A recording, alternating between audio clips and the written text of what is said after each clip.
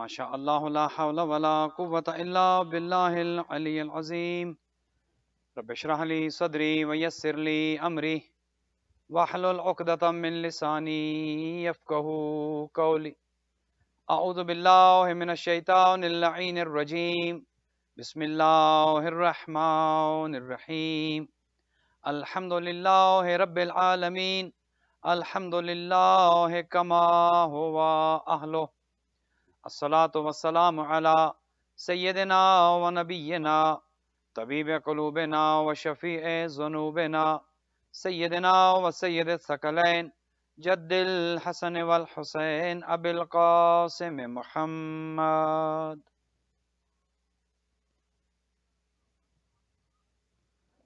والصلاة والسلام على أهل بيته الطيبين الطاهرين المعصومين الغر الميامين المنتجبين المكرمين الذين أذهب الله عنهم الرجس وطهرهم تطهيرا.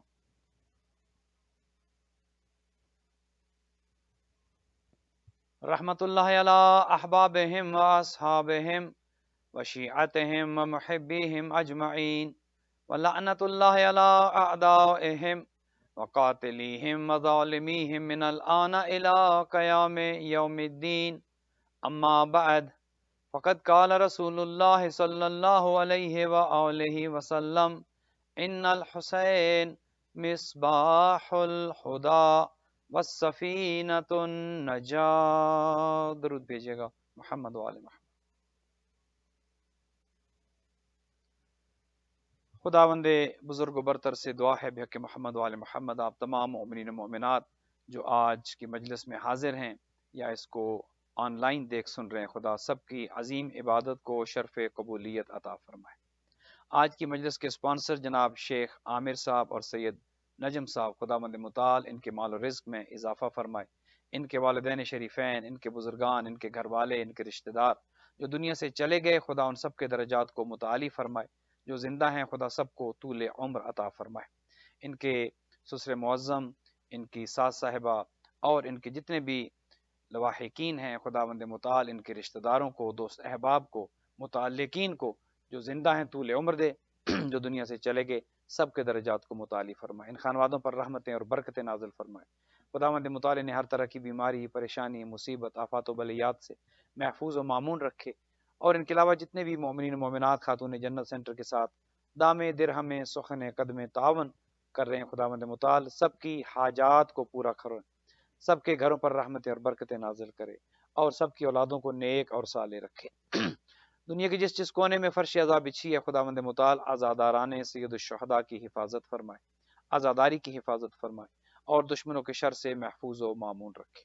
ہمارے والی و سرپرست امام زمان عجل اللہ تعالی فرج و شریف کے ظہور میں تعجیل فرمائے. ہمیں اور ہماری اولادوں کو امام کے اعوان و انصار میں قرار دے.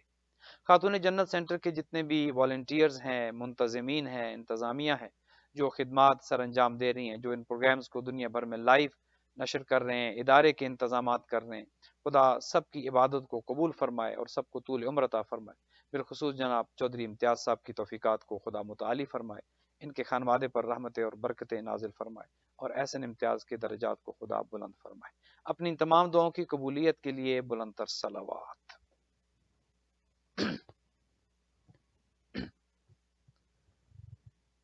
مومنین مومنات، آپ یقیناً آگاہ ہیں ہماری جو گفتگو چل رہی ہے گزشتہ کچھ ایام سے.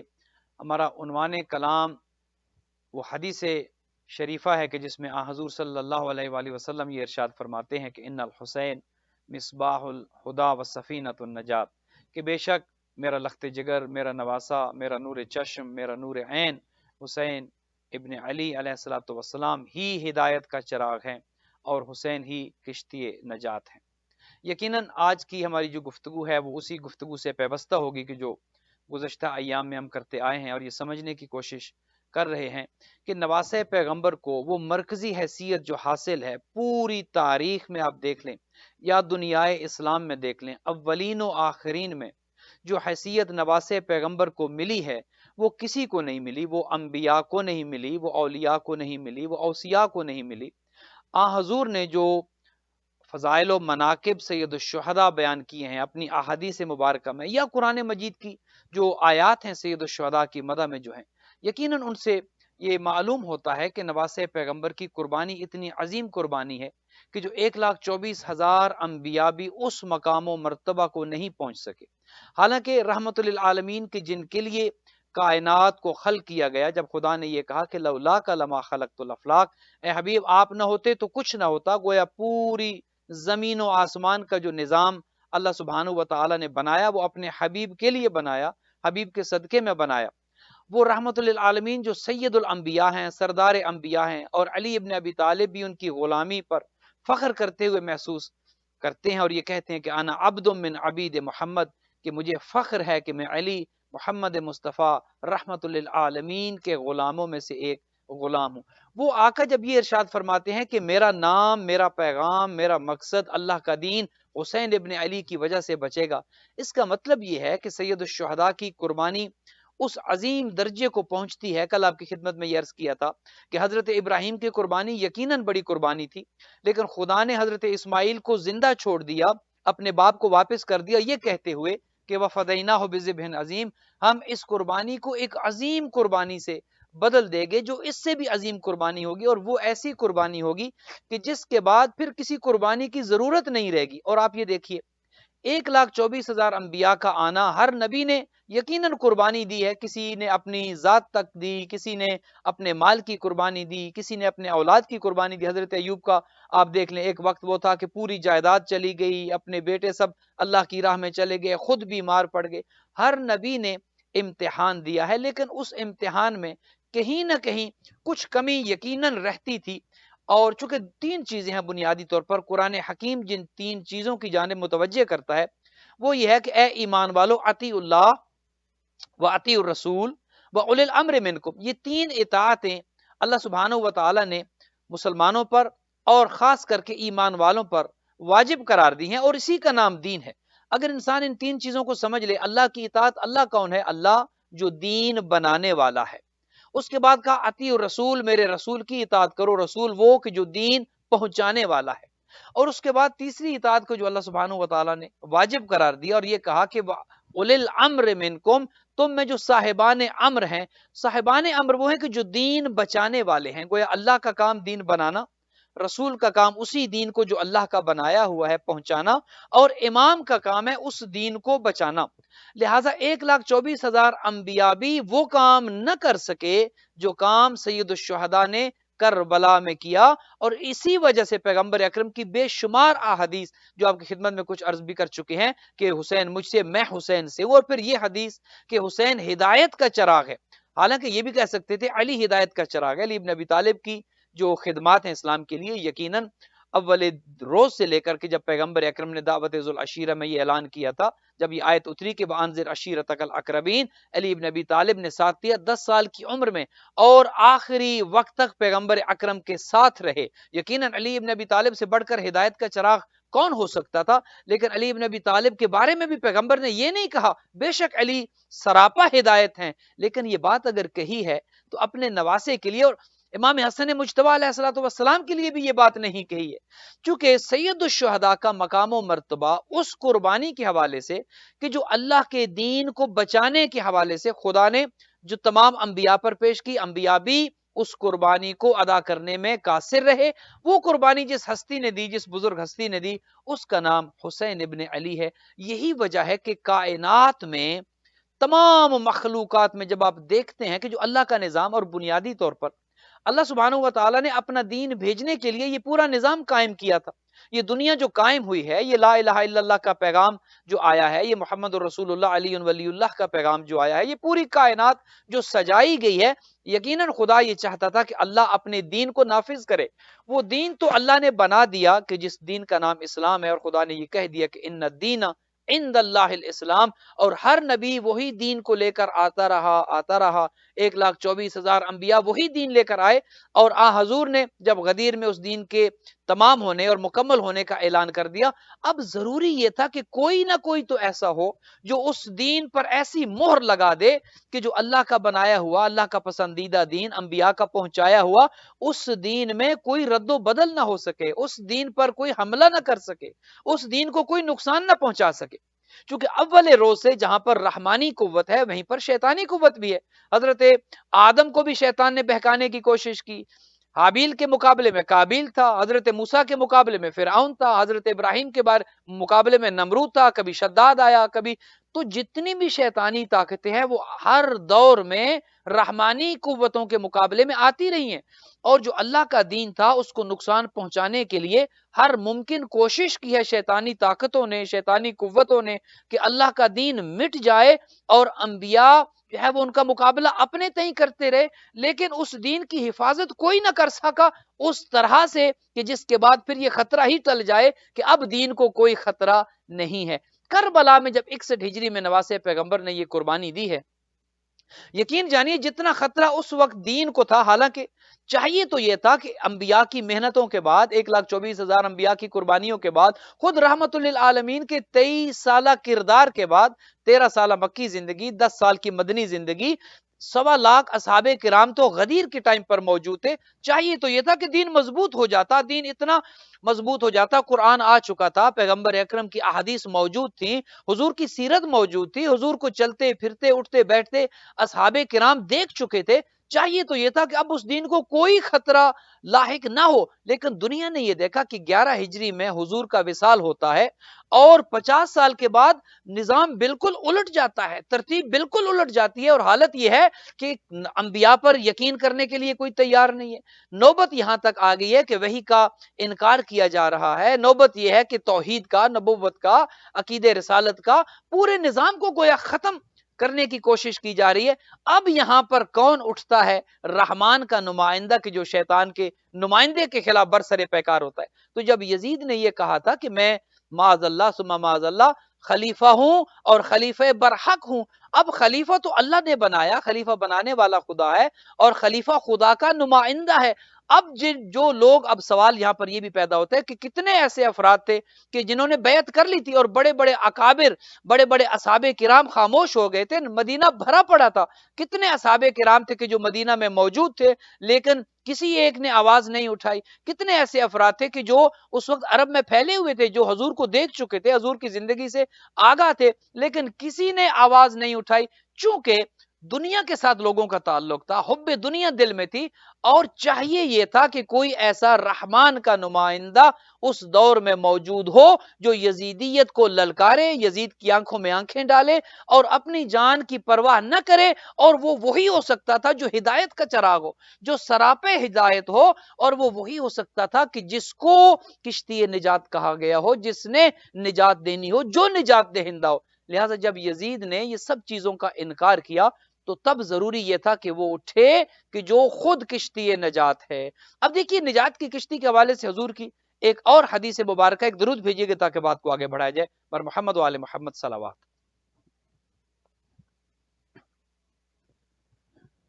حضور کی ایک اور حدیث مبارکہ کہ جس میں یہ ارشاد فرماتے ہیں کہ مثل اہل بیتی کمثل سفینۃ نوح من رکبها نجا ومن تخلف عنها غرق وہوا۔ اب دیکھیے ہمیں کسی سے کوئی جھگڑا نہیں ہے، ہم جو ہے وہ ہمارا تو بنیادی عقیدہ یہ ہے کہ ہم اپنے عقیدے پر قائم ہیں، ہم کسی کو کچھ نہیں کہتے، کسی کا کوئی عقیدہ ہو، کسی کو مانے نہ مانے، ہر ایک نے اپنی قبر میں جانا ہے، ہر ایک نے اپنا حساب دینا ہے، لیکن جو حقائق ہیں وہ بتانے بھی ضروری ہیں۔ اور یہ وہ حدیث ہے کہ جو شیعہ اور سنی دونوں کی کتابوں میں ملتی ہے کہ حضور نے یہ ارشاد فرمایا کہ مثل اہل بیتی کمثل سفینۃ نوح، کہ میرے اہل بیت کی مثال ایسی ہے کہ جیسے سفینہ نوح، جیسے نوح کی کشتی تھی، جو اس میں سوار ہو گیا من رکبہا نجا، وہ نجات پا گیا، ومن تخلف عنہا غرق وہوا، اور جو اس کشتی پر سوار نہ ہوا وہ تباہ و برباد ہو گیا۔ تو اگر پیغمبر اکرم نے اپنے اہل بیت کو نجات کی کشتی کہا ہے کہ جو اس پر سوار ہو گیا، جو محبت آل محمد جس کے دل میں آ گئی، جس کے دل میں مودت آل محمد، کہ جو اللہ سبحانہ و تعالیٰ نے اجر رسالت اگر مانگا ہے تو وہ کچھ نہیں مانگا، دنیا کی کوئی چیز نہیں مانگی، اپنے حبیب سے کہا کہ یہ لوگ جو تمہارے پاس آتے ہیں اور آ کر کہتے ہیں کہ اے اللہ کے رسول مانگے، آپ نے ہمیں انسان بنایا، آپ نے ہمیں کلمہ پڑھایا، ہم اپنی بیٹیوں کو زندہ قتل کر دیتے تھے، آپ نے ہمیں انسانیت سکھائی، آپ نے ہمیں انسان بنایا، آپ نے ہم تک دین پہنچایا، مانگیے کیا؟ تو اللہ سبحانہ و تعالی نے اپنے حبیب سے یہ کہا کہ اے حبیب قل لا اسألکم علیہ اجرا الا المودۃ فی القربى، ان سے کچھ نہ مانگو، نہ تمہیں دولت چاہیے، نہ تمہیں زمینیں چاہیے، نہ تمہیں پراپرٹی چاہیے، نہ تمہیں دنیا کی کوئی اور چیز چاہیے، ان سے فقط یہ مانگو کہ میرے اہل بیت سے مودت کرو، کیونکہ میرے اہل بیت سفینہ نوح کی طرح ہے۔ کیا مطلب سفینہ نوح؟ کہ حضرت نوح کو آپ جانتے ہیں کہ جسے آدم ثانی کہا گیا، انسانیت بشریت شروع ہوتی ہے حضرت آدم علیہ السلام سے، لیکن اب قوم اس حد تک گمراہ ہو چکی تھی، انبیاء کے زمانے میں آنے والے نبی کو مانتے نہیں تھے، نبی کو اذیت پہنچاتے تھے، پیغام توحید کو قبول نہیں کرتے تھے، اور حضرت نوح کے زمانے میں تو بات یہاں تک آ گئی کہ لوگوں نے اتنا ستایا نبی کو، ہر نبی کو لوگوں نے ستایا، لیکن حضرت نوح کو جتنا تنگ کیا گیا، حضرت نوح نے تنگ آ کر خدا سے عذاب مانگ لیا، خدایا عذاب نازل کر دے میری قوم پر۔ کل آپ کی خدمت میں حضرت ابراہیم کی قربانیوں کا تذکرہ کیا تھا، آج ذرا سنیے کہ حضرت نوح کی کشتی کے ساتھ اگر اہل بیت کو جو مثال دی جا رہی ہے کہ میرے اہل بیت کشتی نوح کی طرح ہے، تو وہ کون سی کشتی ہے، اور اس کشتی کو کیوں پیغمبر نے کہا کہ نوح کی کشتی کی طرح میرے اہل بیت کی مثال ہے، اور پھر کشتی نجات علیحدہ سے بھی کہا سید الشہداء کو؟ ایک تو یہ جو 5 تن پاک ہے یہ خود کشتی نجات ہے، یہ خود جو ہے وہ سفینہ نوح کی مانند ہے، یہ خود نجات دہندہ ہے، اور ان 5 میں پھر اگر کوئی مرکزی حیثیت نجات کے حوالے سے ہے تو وہ سید الشہداء کو ہے، علیحدہ سے 5 کو بھی کہا کہ یہ سفینہ نوح ہے، جو سوار ہو گیا وہ نجات پا گیا، جو رہ گیا وہ تباہ و برباد ہو گیا، پھر ان 5 میں سے سید الشہداء کو علیحدہ سے کہا کہ حسین ہی سفینہ نجات ہے۔ کاش کی دنیا کو حسین اور حسینیت سمجھ آ جائے، اور اگر یہ سمجھ آ جائے، اور حسین اور حسینیت کا تعلق کسی فرقہ کے ساتھ نہیں ہے، کسی مسلک کے ساتھ نہیں ہے، اور اسی بات کو ہم بار بار پہنچانے کی کوشش کر رہے ہیں کہ خدا را فرقوں سے باہر نکل کر دیکھیں، یہ تعصب کی اینک اتار کر دیکھیں، یہ فرقہ بندی، یہ فرقہ پرستی، یہ مسلک پر کاربند رہنا، اس سے باہر نکل کر دیکھیں، پھر آپ کو پیغام حسینیت سمجھ آئے گا، اور پھر آپ کو حسینی کردار نظر آئے گا، اور پھر آپ کو انبیاء کی محنت کا ثمر نظر آئے گا۔ خود حضور کی یہ حدیث ہے کہ میں اپنے بعد جو قوم کو تقسیم ہوتے دیکھ رہا ہوں، میں اپنی قوم کو بٹتے دیکھ رہا ہوں، ستفترق امتی علی 73 فرقہ، کہ میری قوم میں 73 فرقے ہوں گے، اور یہ حدیث بھی شیعہ میں بھی ہے، اہل سنت میں بھی ہے، اور فرمایا کہ کلہم فی النار، سب جہنم میں جائیں گے الا واحدہ، ان میں سے ایک وہ مسلک ہوگا، ایک وہ فرقہ ہوگا کہ جو نجات پائے گا، جو بچ جائے گا، جو جہنم میں نہیں جائے گا۔ خود حضور کی حدیث سنیوں نے بھی لکھا اور اہل تشیع نے بھی لکھا کہ 73 فرقے، حضور یہ کہتے ہیں کہ میری ملت میں، میری قوم میں اور میرے ماننے والوں میں 73 فرقے بن جائیں گے، ان میں سے ایک جو ہے وہ جنت میں جائے گا۔ اب سوچنا تو یہ ہے نا کہ وہ 73 کون سے ہیں، اور یہ بات تو یقینی ہے کہ ان 73 میں سے ہر ایک یہ کہتا ہے کہ ہم جنت جائیں گے، ہم جنت جائیں گے، کوئی بھی یہ نہیں کہتا کہ دوسرا فرقہ جنت جائے گا۔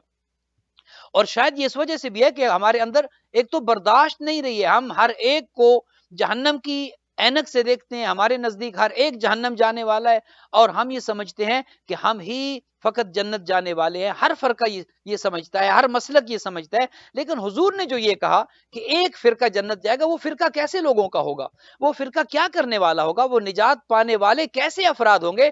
تو فرمایا کہ وہ فرقہ وہ ہوگا جو کشتی نجات پر سوار ہو جائے گا، چونکہ نجات اسے ملے گی کہ جو سفینہ نوح پر سوار ہو جائے گا، نجات اسے ملے گی کہ جو کشتی نجات پر سوار ہو جائے گا، جو کہ حسین ابن علی ہیں۔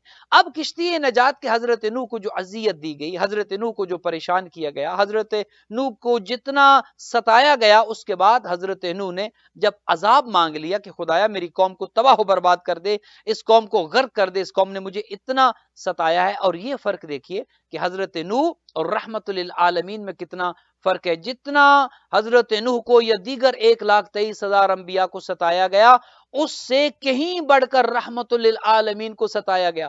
حضرت نوح نے تو 950 سال تو خالی حضرت نوح نبی رہے ہیں, 2,500 سال حضرت نوح کی عمر رہی ہے, اور خود حضور تو 63 سال کی عمر مبارک ہے. کہاں 950 سال حضرت نوح کا اذیت میں رہنا, اور کہاں پیغمبر اکرم کا 63 سال کی زندگی. لیکن حضور یہ فرماتے ہیں کہ ما اوذی النبی کما اوذی, تو کسی نبی کو اتنا نہیں ستایا گیا جتنا مجھے اس 63 سالہ زندگی میں اذیتیں دی گئی ہیں. اور معاذ اللہ حضور مبالغہ آرائی تو کر نہیں سکتے, حضور نے جو بات کی ہے وہ بات صحیح کی ہے. اس کی وجہ کیا تھی؟ اس کی وجہ یہ تھی کہ وہی اجر رسالت جو پیغمبر اکرم نے مانگا, اور وہی اہل بیت کے جن کا تعارف کرایا کہ یہ میرے اہل بیت, یہی کشتی نجات ہیں, جو اس پر سوار ہو گیا وہ نجات پائے گا. افسوس یہ ہے کہ اس کشتی نجات کی معرفت کو حاصل نہیں کیا گیا, اس اہل بیت کے خانوادے کو پہچانا نہیں گیا. اور حضور نے جب یہ ارشاد فرمایا کہ مثل اہل بیتی, میرے گھر والے ہی کشتی نجات ہے. اب یہ گھر والے یہ دیکھیے تو صحیح نا کہ یہ نظر کہاں آتے ہیں, یہ گھر والے کہاں پر نظر آتے ہیں. اور یہ جب چادر تطہیر کے نیچے آتے ہیں, جب حدیث کسا میں آپ پڑھتے ہیں کہ جب تحت کسا یہ 5 آگے, اور جبرائیل یہ پوچھتے ہیں کہ یا رب ومن تحت الکسا, یہ کون ہے, یہ جو کشتی نجات ہیں, یہ جو نجات دینے والے ہیں, یہ ہیں کون؟ تو خدا نے جب یہ تعارف کرایا تھا کہ ہم فاطمہ تو و ابوہا و بعلہا و بنوہا, کہ یہ 5 ہیں جو کشتی نجات ہیں, اور ان 5 میں جو مرکزی حیثیت ہے وہ یہاں پر سید فاطمہ الزہرا سلام اللہ علیہ کی بی بی کی ذات پر درود بھیجیے گا. اپنی توجہ کو بہتر بنانے کے لیے بار دیگر درود بھیجیے گا محمد وآل.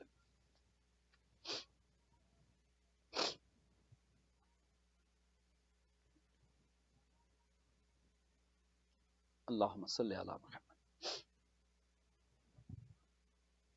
اور پھر حضور جب یہ دعا فرماتے نظر آتے ہیں کہ اللہم ان ہؤلاء اہل بیتی وخاصتی وحامتی لحمهم لحمی ودمهم دمی ویؤلمنی ما یؤلمهم ویحزننی ما یحزنهم انا حرب لمن حاربهم وسلم لمن سالمهم انہم منی وانا منہم, کہ اے اللہ یہ جو چادر تطہیر کے نیچے ہیں یہی میرے اہل بیت ہیں, ان میں اور کوئی نہیں ہے, اور یہی کشتی نجات ہیں, جو ان پر سوار ہوگا وہی نجات پائے گا, چونکہ ان کا گوشت میرا گوشت, ان کا خون میرا خون. جس نے ان کے ساتھ محبت کی اس نے میرے ساتھ محبت کی, جس نے ان کے ساتھ دشمنی کی اس نے میرے ساتھ دشمنی کی, چونکہ انہم منی وانا منہم, چونکہ یہ مجھ سے ہیں اور میں ان سے ہوں. لہٰذا حضور جب یہ ارشاد فرماتے ہیں کہ یہ کشتی نجات ہے, ایک بات سمجھ آ جاتی ہے کہ اس کا تعلق کسی بھی فرقے سے کیوں نہ ہو, یہ جو 73 فرقے ہوں گے کسی بھی فرقے کے ساتھ کیوں نہ ہو, اگر وہ کشتی نجات پر سوار ہو گیا تو حضور یہ کہتے ہیں کہ وہ نجات پا گیا. اور جو اس کشتی سے رہ گیا, جو اپنے آپ کو محبت حسین, محبت اہل بیت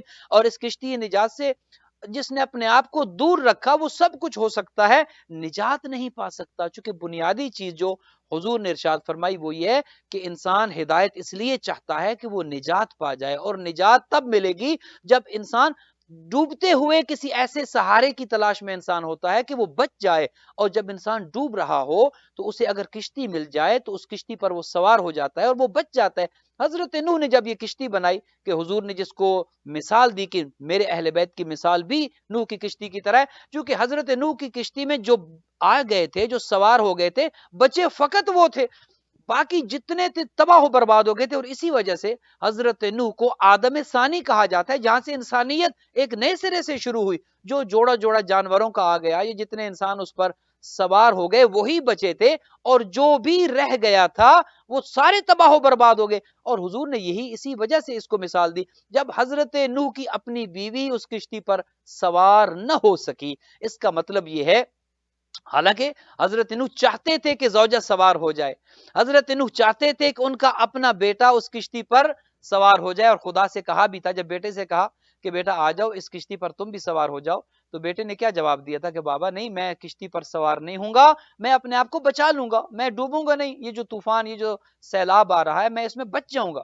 تو حضرت نوح نے پوچھا تھا کہ کیسے بچو گے, تو بیٹے نے یہ کہا تھا کہ میں اس پہاڑ پر چڑھ جاؤں گا اور پہاڑ پر چڑھ کر اپنی جان کو بچا لوں گا. گویا ایک چیز سمجھ آتی ہے کہ وہ بیٹا ہو یا کوئی ہو، وہ دوست ہو یا کوئی رشتہ دار کیوں نہ ہو، جو نبی کو چھوڑ کر، نبی کی بات کو نہ مان کر، نبی کی نافرمانی کر کے پہاڑ پہ چڑھ جانے کی بات کرے، اس کا مطلب یہ ہے کہ وہ نبی کی اطاعت میں نہیں رہتا. وہ بیٹا ہو یا کوئی ہو جو نبی کو چھوڑ کر پہاڑ پر چلا جائے یا چلے جانے کی باتیں کرے. یہاں پر ایک بیٹا ہے جو کہتا ہے میں اپنے آپ کو پہاڑ پر چڑھا دوں گا، حالانکہ نبی منع کر رہے ہیں. اور ایک اور موقع پر تاریخ میں یہ ملتا ہے کہ حضور نے کہا کہ جن کو میں نے پہاڑ پر کھڑے ہونے کا حکم دیا ہے، خبردار یہاں سے ہلنا نہیں. یہ کہتے ہیں، حضرت نوح کہتے ہیں بیٹے کو پہاڑ پر چڑھنا نہیں. اور رحمت للعالمین جنگ احد میں اپنے اصحاب کو کہتے ہیں کہ اس پہاڑ سے ہٹنا نہیں. یہاں پر بیٹے نے نافرمانی کی پہاڑ پر چڑھ کر، حضرت نوح کہتے تھے نہ چڑھنا، وہ چڑھا. وہاں پر حضور نے کہا تھا یہاں سے ہٹنا نہیں، اس پہاڑ کو چھوڑنا نہیں. وہاں پر جنہوں نے چھوڑا ان پر بھی وہی فارمولہ لاگو ہوتا ہے، وہی حکم لاگو ہوتا ہے جو حضرت نوح کے بیٹے پر. چونکہ جو نبی کا نافرمان ہے، وہ بیٹا ہو یا صحابی ہو، قرآن کی نظر میں وہ نافرمان ہے. اور اسی لیے جب حضرت نوح نے یہ کہا خدا سے کہ خدایا یہ میرا بیٹا ہے، میرے دل میں اس کی محبت ہے، قال رب نبنی من اہلی، یہ بیٹا میرے اہل میں سے ہے. اور خدا نے کہا تھا فقال یا نوح انہ لیس من اہلک، یہ تیرے اہل میں نہیں ہے، بیٹا ہے، حقیقی بیٹا ہے، خون ہے حضرت نوح کا. حضرت نوح کہتے ہیں خدایا اسے بچا لے، یہ میرا بیٹا ہے. اور قرآن یہ کہتا ہے، خدا نے یہ کہا کہ اے نوح انہ لیس من اہلک، یہ تو تیرے اہل میں ہے ہی نہیں. کیا مطلب؟ کہ جو رسول کا تابع نہ ہو، جو نبی کا فرما بردار نہ ہو، جو نبی کا اطاعت گزار نہ ہو، جو نبی کی بات نہ مانے، وہ بیٹا ہو یا کوئی اور ہو، وہ نبی کے اہل میں نہیں ہوتا. اور جو اہل میں نہیں ہوتا وہ نااہل ہوتا ہے، اور جو نااہل ہوتا ہے اسے حق خلافت بھی نہیں ہوتا، حق حکمرانی بھی نہیں ہوتا، اور حق امامت بھی نہیں ہوتا. ایک درود بھیجیے گا محمد وآل محمد.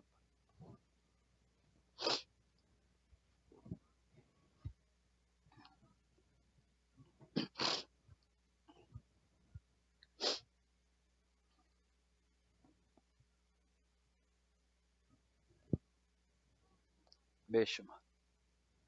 تو دیکھیے نواسے پیغمبر کو اگر اللہ سبحانہ و تعالی نے یہ مقام و مرتبہ دیا ہے تو اس کے پیچھے حضور کی، خود سید الشہداء کی وہ انویسٹمنٹ ہے، ان کا وہ کام ہے کہ جو کام کوئی نہیں کر سکا. دیکھیے نا کہ جب کربلا میں نواسے پیغمبر کے پاس تمام انبیاء کی وراثت ہے، اس کا مطلب یہ ہے کہ اگر کربلا میں سید الشہداء معاذ اللہ ثم معاذ اللہ بیعت کرتے ہیں، وہ آدم کی بیعت مانی جائے گی. سمجھا جائے گا کہ نوح نے بھی بیعت کر لی، سمجھا جائے گا کہ موسیٰ بھی فرعون کے سامنے ہار گئے، سمجھا جائے گا ابراہیم بھی نمرود کے آگے ہار گئے، سمجھا جائے گا رحمت للعالمین بھی ابو سفیان، ابو جہل اور ابو لہب کے سامنے ہار گئے. لہٰذا وہ کردار اتنا ضروری تھا اور وہ ذمہ داری اتنی بڑی تھی کہ وہ کردار کوئی وہی نبھا سکتا تھا کہ جو اس کا اہل ہو، نا اہل نہ ہو. چونکہ نا اہل میں وہ صلاحیت نہیں ہے، نا اہل قربانی دینے کے لیے تیار نہیں ہو سکتا. اور نا اہل آپ پوری تاریخی جو ہے وہ فہرست دیکھ لیں، قابیل سے لے کر جتنے بھی آئے، نبی کا بیٹا تھا، باوجود اس کے اہلیت نہیں تھی، اپنی قربانی کو پیش کیا اور قربانی قبول نہیں ہوئی. لہٰذا قربانی اسی کی قبول ہوتی ہے جو اہل ہو اور جو اہل میں سے ہو. اور جو اہل میں سے ہوتا ہے پھر خدا اس کے ذکر کو بلند کرتا ہے. اب دیکھیے یہ کیا معجزہ ہے یا نہیں؟ دنیا میں بڑی بڑی تحریکیں آئیں، بڑے بڑے نظام چلے، دنیا میں بہت کچھ کیا گیا، لیکن آج کسی کا نام اس طرح سے زندہ نہیں ہے جس طرح سید الشہداء کا نام آج زندہ ہے. آج کون ہے دنیا کا، مجھے بتائیے، کون سا خطہ ایسا ہے، کون سا گوشہ ایسا ہے، دنیا کا کون سا کونا ایسا ہے کہ جہاں پر لوگ حسین ابن علی کو نہ جانتے ہوں؟ تو اس کا مطلب یہ ہے کہ نواسے پیغمبر نے جو تمام انبیاء کی وراثت لے کر، چراغ ہدایت بن کر اور کشتی نجات بن کر کربلا میں کھڑے ہیں. گو کہ قافلہ اپنے ساتھ زیادہ نہیں ہے، گو کہ جانثار بہت کم ہے، کہاں ہزاروں کا لشکر اور کہاں فقط اپنے ساتھ 72 افراد کو لیے ہوئے. لیکن وہ 72 افراد جانتے تھے کہ ہدایت ملنی ہے تو یہیں سے ملنی ہے، روشنی ملنی ہے تو یہیں سے ملنی ہے، اور اگر نجات ملنی ہے تو یہیں سے ملنی ہے. جس طرح حضرت نوح کی کشتی پر جو سوار ہوئے وہی بچے، جو رہ گیا وہ تباہ و برباد ہو گیا. بالکل اسی طرح جو قافلہ حسین میں شامل ہو گئے بچے تو وہی بچے، اور آج دیکھیے آج ان کا نام اسی طرح باقی ہے جو حسین ابن علی کے ذکر میں ساتھ رہے، جنہوں نے اپنا خون سید الشہداء میں ملا دیا، جنہوں نے اپنا خون کربلا میں ملا دیا۔ آج کہاں ہے یزید؟ آج کہاں ہے یزید کے ماننے والے؟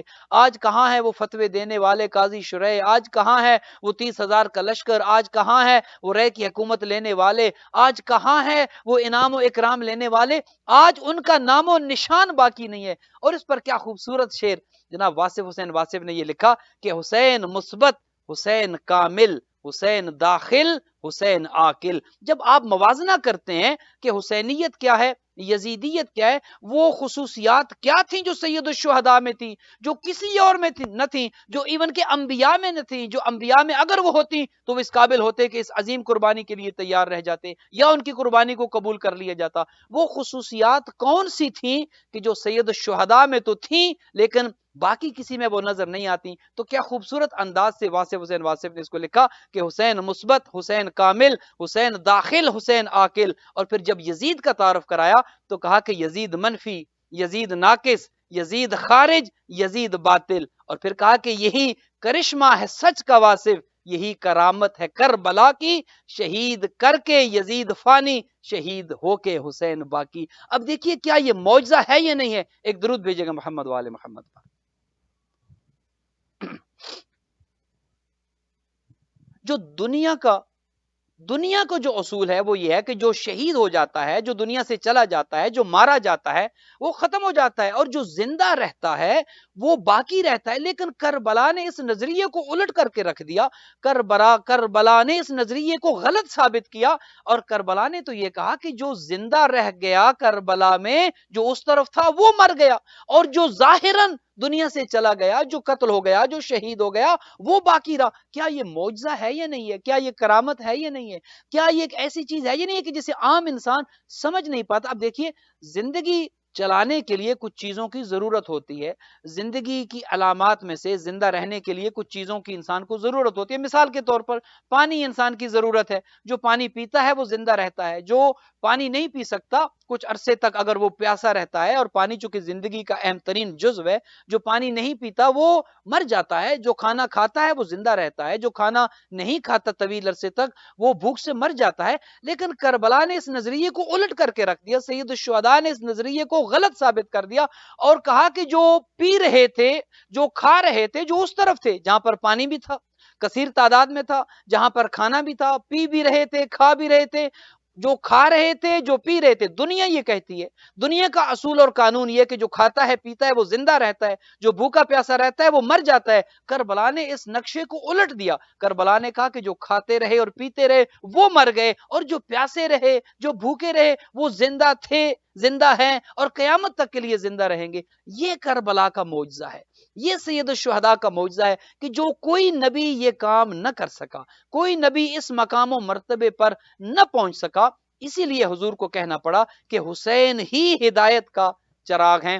انبیاء کی اقوام ہوں، ملتیں ہوں، قومیں ہوں، ان کو ہدایت اگر ملتی ہے تو وہ اسی چراغ حسین ابن علی سے ملتی ہے۔ اور شاید یہی وجہ تھی کہ اللہ سبحانہ و تعالی نے جب حسین ابن علی کی عظیم قربانی کو دیکھا تو یہ کہا کہ فَاذْكُرُونِي أَذْكُرْكُمْ۔ یہ نظام بھی دیکھیے، انسان کو بولنے کے لیے کچھ چیزوں کی ضرورت ہوتی ہے۔ ایک درود بھیجیے گا محمد وآل محمد علیہ وسلم۔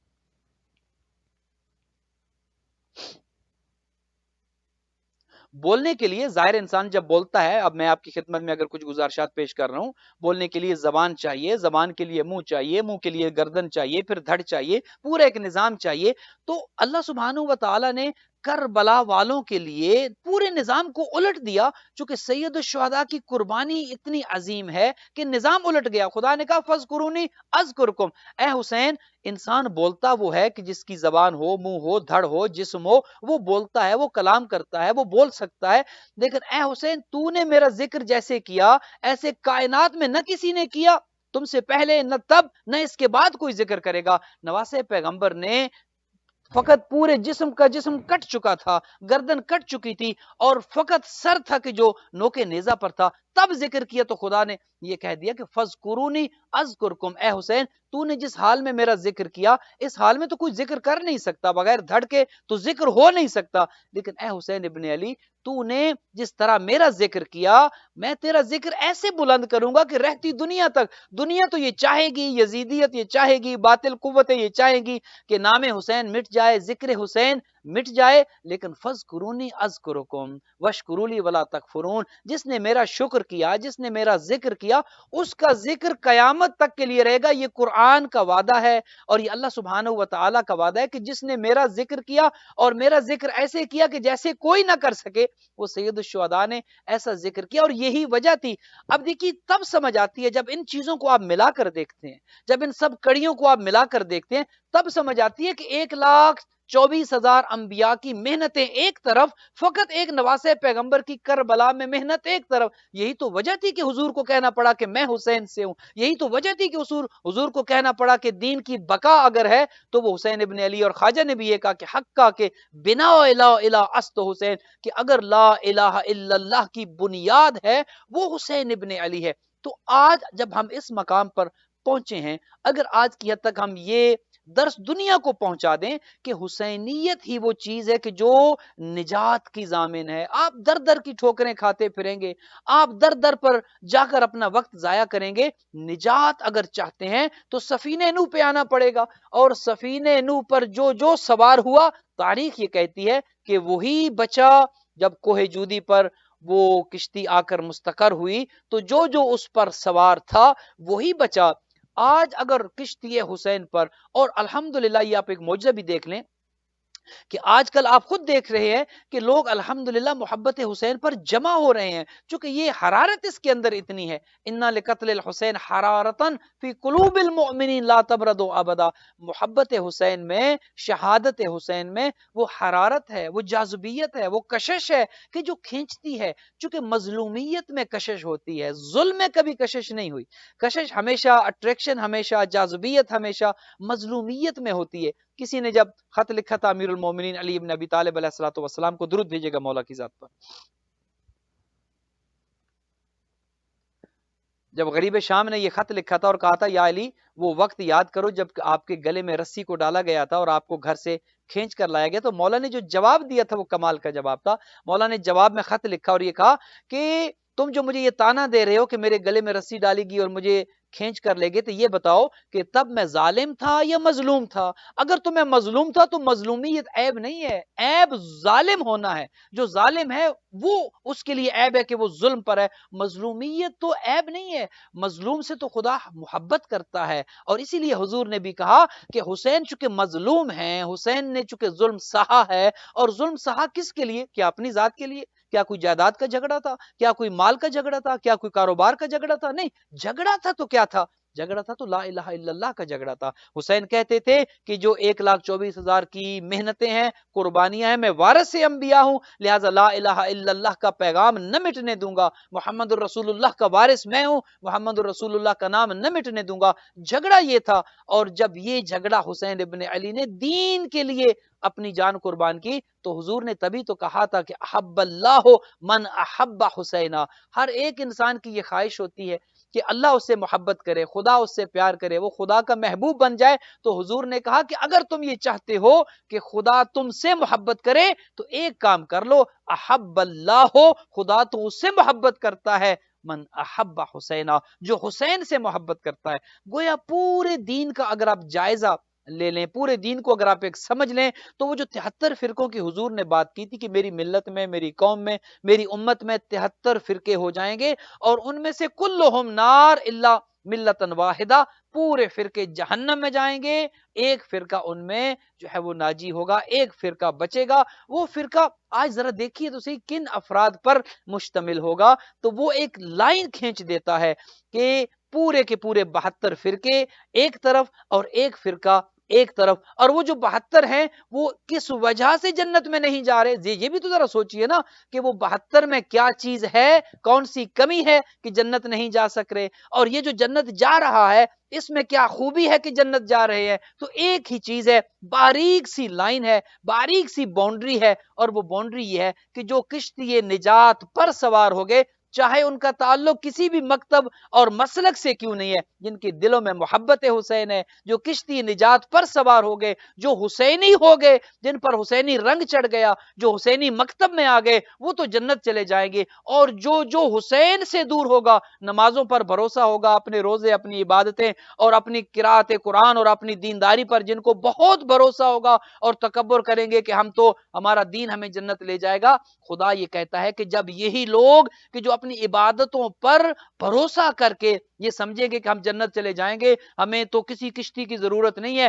ہم تو خود تیر کے چلے جائیں گے، یہی لوگ جب عبادتیں لے کر، نمازیں، روزے، حج، زکوٰۃ سب لے کر جنت کے دروازے پر پہنچیں گے، ایک آواز آئے گی واقفوہم انہم مسئولون، روک لو انہیں، ان سے ابھی کچھ پوچھا جانا باقی ہے۔ وہ کہیں گے خدایا اب کیا پوچھنا ہے، نمازیں تو ہماری پوری ساری زندگی میں ہم نے ایک نماز قضا نہیں کی، ہم نے تو گرمیوں میں بھی روزے رکھے ہیں، زکوٰۃ بھی دیتے تھے، حج کرنے بھی جاتے تھے، ہر نیک کام ہم نے کیا۔ تو وہاں پر آواز آئے گی کہ یہ تو اعمال تھے، یہ تو تم پر ذمہ داری تھی، کون سا احسان کیا اگر نمازیں پڑھ لی، کون سا احسان کیا اگر روزے رکھے ہیں، یہ بتاؤ کیا محبت حسین لے کر آئے ہو یا نہیں آئے؟ چونکہ محبت حسین ہی کشتی نجات ہے، اور کشتی نجات پر اگر تم سوار نہیں ہوئے، اگر نجات کی کشتی پر کہ تم مسافر نہیں ہو، تو اس کا مطلب یہ ہے کہ جنت جانے کے تو تم روادار نہیں ہو، کیونکہ یہ 5 کے جو سفینے نوح کی مثال تھے، ان سے اگر تمہارا تمسک نہیں ہے، ان سے اگر تم جڑے نہیں ہو، ان کی محبت اور ان کی ولایت اگر تمہارے دل میں نہیں ہے،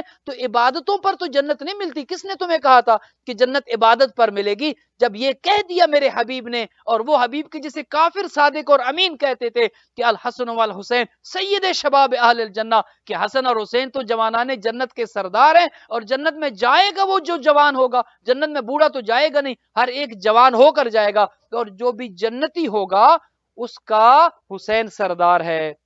جنت میں جو جائے گا حسن و حسین کی سرداری میں ہوگا، اور جو جنت جانا چاہتا ہے اسے حسن و حسین کی سرداری میں جب وہاں رہنا ہوگا، تو شرط اس کے لیے یہ ہے کہ وہ اسی کشتی نجات پر یہاں بھی سوار ہو۔ جو یہاں سوار ہو گیا نجا، اور جو رہ گیا من تخلف عنہا غرق وہوا۔ اور دیکھیے جو کشتی نجات پر سوار ہوئے، چاہے وہ بچے تھے، چاہے وہ جوان تھے، چاہے وہ بوڑھے تھے، وہ نجات پا گئے، وہ کامیاب ہو گئے۔ اور آج جس نوخیز کا ذکر کرنا ہے، آج جس جوان کا ذکر کرنا ہے، وہ حسن کی نشانی تھے، بہت پیارے تھے حضرت قاسم سید الشہداء کو، بہت پیار کرتے تھے، اور کہتے تھے کہ جب بھی مجھے بھائی کے دیدار کا شوق ہوتا ہے، میں اپنے بھائی کی نشانی قاسم کو دیکھ لیتا ہوں، اور جب میں قاسم کو دیکھتا ہوں مجھے اپنا بھائی حسن یاد آ جاتے ہیں۔ عزادارو دیکھیے کربلا میں کتنی بڑی سید الشہداء نے قربانی دی، فقط اپنی قربانی نہیں ہے، اپنے ساتھ اپنے بچوں عزیزوں کی قربانیاں، اور پھر بھائی کی نشانی۔ عزادارو حضرت قاسم جب شب عاشور سید الشہداء نے سب کو اکٹھا کیا، دوست اکٹھے ہیں، احباب ہیں، اور اپنے بچے بھتیجے بھانجے سب اکٹھے ہیں، تو سید الشہداء نے کہہ دیا تھا کہ جو جانا چاہتا ہے چلا جائے، میں تمہاری جنت کا ضامن ہوں، چلے جاؤ۔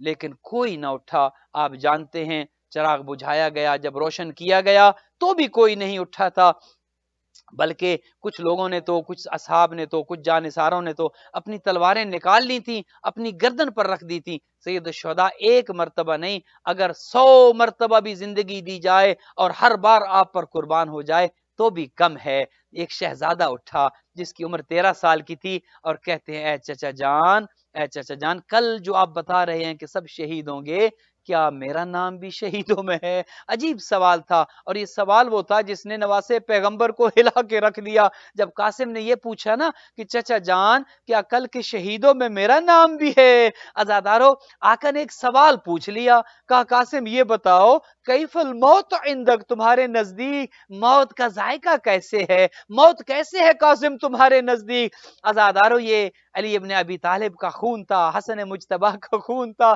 جب آقا حسین نے پوچھا قاسم بتاؤ تمہارے نزدیک موت کیسی ہے، کہا اے چچا جان احلا من العسل، میرے نزدیک تو موت شہد سے زیادہ شیریں ہے۔ کہا قاسم اگر موت شہد سے زیادہ شیریں ہے پھر سن لو، کل کے شہیدوں میں فقط تم نہیں، تمہارا ششماہا علی اصغر، تمہارا بھائی علی اصغر بھی شہداء میں شامل ہوگا۔ عزادارو یہ کہنا تھا، قاسم تڑپ گئے، ہاشمی خون تھا تڑپ گئے. کہا چچا جان اگر علی اصغر کا نام بھی شہیدوں میں ہے تو کیا اس کا مطلب یہ ہے کہ یزیدی فوج ہمارے خیموں میں داخل ہو جائے گی جو کہ علی اصغر تو ماں کی آغوش میں ہوں گے؟ کہا نہیں قاسم، علی اصغر کو میں پانی پلانے لے جاؤں گا. عزادارو جذبہ دیکھ لیا تھا اپنے بھتیجے کا. اور پھر وہ وقت آ گیا، قاسم بار بار آتے ہیں چچا جان مجھے مرنے کی اجازت دیں. اور ہر بار سید الشہداء یہ کہتے ہیں قاسم تو میرے بھائی حسن کی نشانی ہے، کیسے تجھے جانے دوں؟ جب بھائی کو دیکھنا چاہتا ہوں قاسم تجھے دیکھ لیتا ہوں، مجھے بھائی حسن یاد آ جاتے ہیں. عزادارو قاسم آتے ہیں ماں کے پاس، اماں مجھے چچا مرنے کی اجازت نہیں دیتے. کہا بیٹا ماں کو ایک وصیت یاد آ گئی جو امام حسن نے آخری وقت کی تھی. ایک خط لکھا تھا، ایک تعویذ حضرت قاسم کے بازو پہ باندھا تھا. اس تعویذ میں یہ لکھا تھا میرے بھائی حسین ایک وقت آئے گا جب میرا لال میرا شہزادہ تمہارے پاس آئے گا. حسین میں تو ہوں گا نہیں، اگر میں ہوتا اپنے بھائی کے ساتھ کھڑا ہوتا.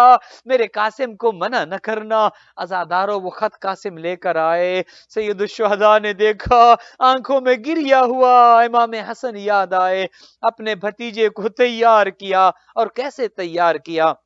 روایت کے عجیب جملے ہیں. اپنے بھتیجے کو اپنے سینے سے لگا لیا اور روایت کہتی ہے کافی دیر چچا بھتیجا دونوں گریا کرتے رہے، دونوں روتے رہے. اتنا روئے کہ غش آ گیا.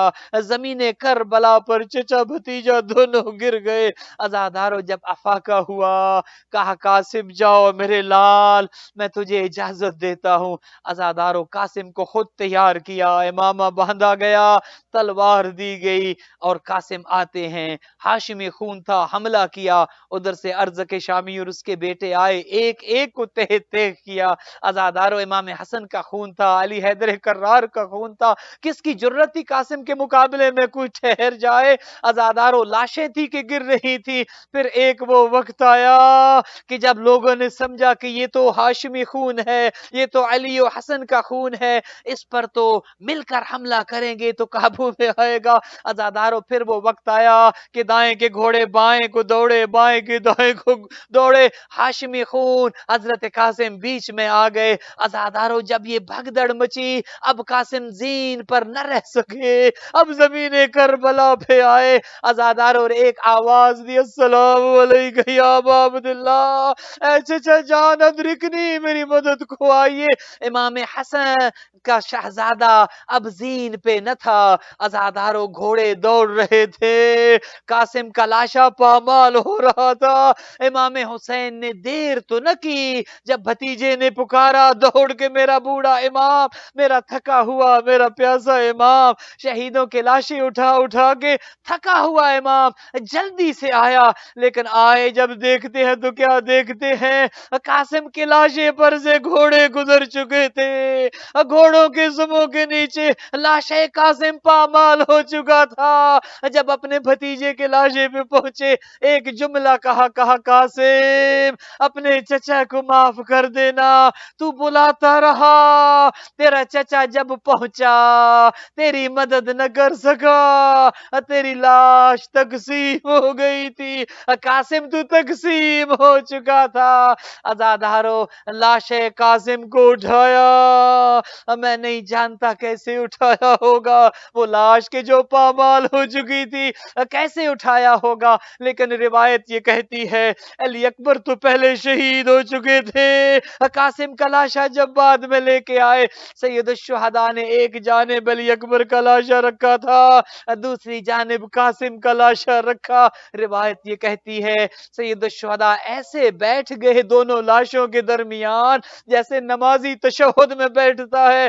ایک ہاتھ علی اکبر کے سینے پہ رکھا، ایک ہاتھ قاسم کے سینے پہ رکھا، اپنا سر آسمان کی جانب بلند کیا اور ایک جملہ کہا واہ غربتا، واہ غربتا، آج حسین غریب ہو گیا، میرا علی اکبر چلا گیا، میرا قاسم بھی مجھے چھوڑ گیا.